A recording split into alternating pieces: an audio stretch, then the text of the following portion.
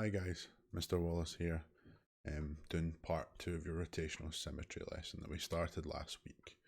Okay, we'll not spend too much time fussing about at the start of this. What I will say is if you haven't watched the first video, I'm going to attempt to link it in the video up here, so make sure that you're clicking on that and having a watch of it first, because it will really help you with what we're going to look at today. Okay, just very quickly, the one question I want you to be able to answer by the end of this video is how do you rotate a shape using orders of symmetry? Okay, so we've already discussed what rotational order of symmetry is. It's how many times does a shape repeat as it spins through full turn of 360 degrees. Okay, so for the first shape here, for example, on this side, how many times will it repeat if it's rotated through 180? Now, what we're talking about in this particular video is rotating this shape about a particular point, okay, and that point is the red one that I've marked here. So if this has rotational symmetry order 2, okay, what you're looking at is how many times will it repeat as you go through a full turn here. So that means there's going to be one repeat down here. So we need to be able to draw this. That's what the questions are going to be asking you when we get on to this, okay? And the strategy for it is pretty straightforward. What we do is we look at each of the points on the shape and think about where it would move to as we're rotating it. So we have a point here, and a point here.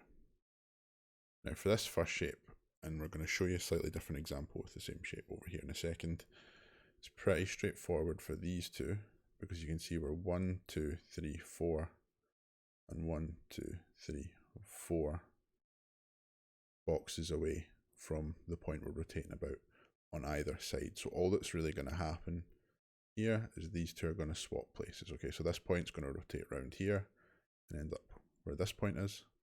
This point is going to rotate 180 degrees this way and end up where this point is.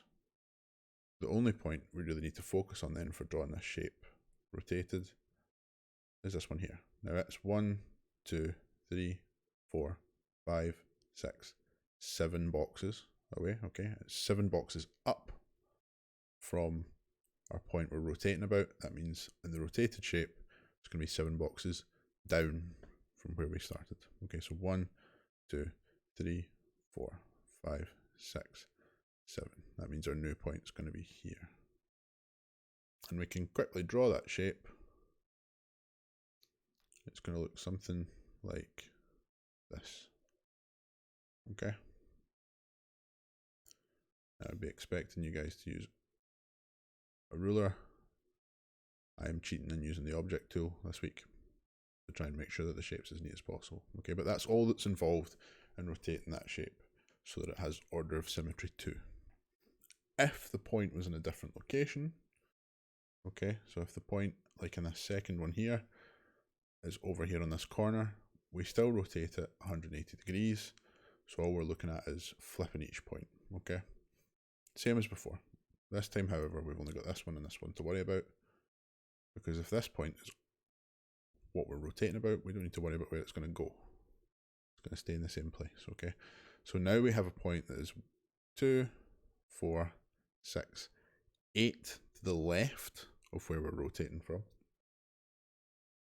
That means in the flip shape, it's going to be 8 to the right, okay? So it's going to go 180 degrees around here. So we're going to go 2, 4, 6, 8 to here. This point, it's a little bit trickier this time, okay? We need to think about it's still 7 up and down, so it's still going to go down 7 like it did before. But this time, it's also 2, 4 to the left, okay? So this point is 7 up and 4 left. What that means is it's going to have to go 7 down and 4 to the right. And we rotate it, okay? So we're going to go 4, 2, 4 along to here, and then down 1, 2, 3, 4, 5, 6, 7 to here. Okay. That's us rotated the 2 points. So all we need to do is join them up to create the mirrored shape, and we should have our final answer. Okay, so it's going to look something like so. And that's all you're doing for each of these questions here, okay? We're going to look at one more example, because in the questions we're focused on, all you're going to be worried about is order of symmetry of 2, or maybe order of symmetry of 4 for a slightly more challenging problem. Okay, so what we'll do is we'll do one example of order of symmetry of 4, and then we'll just finish this up nice and quick. Remember, any issues at any point during this, you can get in touch with myself or the teacher that has put this work up for you to have a look at. Okay, what do we do? Oops. If we have a rotational symmetry order of 4. The order of symmetry is 4. And we need to rotate this shape here about this point. Okay. It's the exact same as before. We're going to look at all the points on the shape, other than the one that we're rotating about. Okay. That's these 3 here. And we're going to rotate them. However, this time there's a wee bit of a challenge to it, because we need to have 4 copies of the shape in our full turn. Okay, that's what the order of symmetry 4 means, remember, including the copy we've already got here. That means we're going to have a shape that sits roughly, I'll just rotate this one to give you an example. We're going to have a copy of the shape that sits up here, copy of the shape that sits here, and a copy of the shape that sits here. Okay. How do we draw that? Okay, we'll make a wee list just to keep ourselves right, like we did on the last shape. So, if we focus on this point, we can see that it is 2, 4, 6. So this point here is 6 to the left. Okay. Now, hopefully you should maybe have realised, if you've thought about this yourself, or you're watching this video for the second time, just to make it a bit clearer to yourself, that means that for each of the other repeats, this point is going to be either 6 up, 6 to the right, or 6 down. Okay. So we're going to have a copy of this point that is 6 up, a copy of this point that is 6 to the right, and a copy of this point that is 2, 4, 6 down. Okay.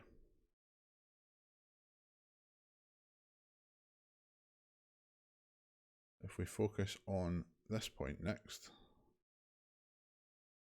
you'll see that it's 2, 4, so it's 4 to the left,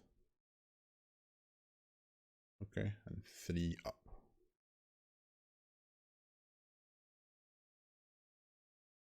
Now, if it's 4 left here, that means it's going to go just like this one, 4 up here, okay, and then instead of 3 up, we're going 3 to the right. It's quite hard to keep track of the directions, so you just have to make sure you take your time drawing out the shape, okay. On this side, it was 4 to the left, so we're going to have to go 4 to the right instead. This one's a bit easier because you're just doing opposites. And then 3 up will become 3 down. So our final point is there. Get rid of the guides here. There we go. And then lastly, our 4 to the left on this side becomes 4 down. Okay. And then we're going 3 to the left.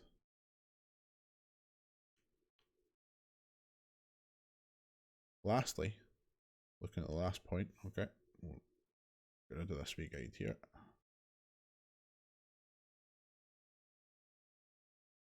We're going to this point here, and it's 3 to the left and 3 up. Okay. So that means we're coming on this one here, 3 up to the left, and then 3 to the right. That gives us our final point for that part of the shape. We then flip them about for this second rotation, so we're going 3 to the right and 3 down. And then lastly, we're going 3 down and then 3 to the left. Okay, you can check all this if you find this method confusing to begin with. It's just counting the points out and keeping track of how many boxes they all go. You can check this by maybe making a copy of this shape, tracing it out onto something and then rotating it after you've cut it out. That'll help you keep track of what you're looking at. But all we need to do is join the shapes up so that we end up with our copies of what we started with, okay? So first one, if we just join these points up, not happy with that line at all. We should have something like this for the first rotation. For the second, you want to join your points up using your ruler to get this shape here.